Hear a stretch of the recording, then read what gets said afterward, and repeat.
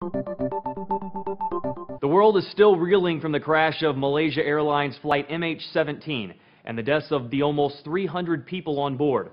Although many of the details are still unknown, the fallout from this tragedy will likely be massive.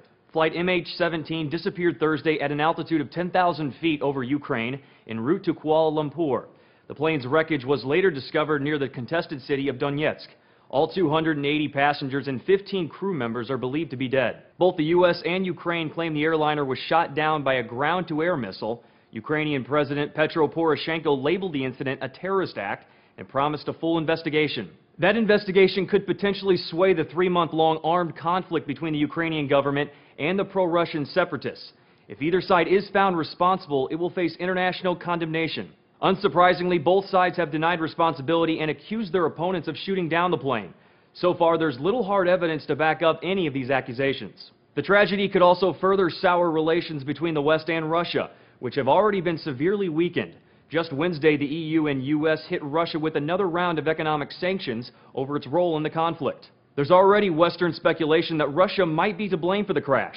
President Obama mentioned that Russia is significantly increasing the provision of heavy weapons to separatists in Ukraine during a phone call with Russian President Vladimir Putin Thursday. The American media is taking things a step further. This time his lies won't fly.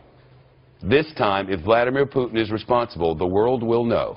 This is really the consequence of a criminally minded regime in the Kremlin that is indiscriminately providing totally irresponsible proxies with highly sophisticated munitions. But Putin is pushing back against those accusations. In a Kremlin statement, the Russian president said this tragedy would not have occurred if there were peace in that country. The government over whose territory it occurred is responsible for this terrible tragedy. And Russian media has their own narrative for the crash. State-run RT suggests flight MH17 was shot down by Ukrainian forces who mistook the plane for Putin's jet. That's based on the fact that both flights occasionally use the same route and look kind of similar.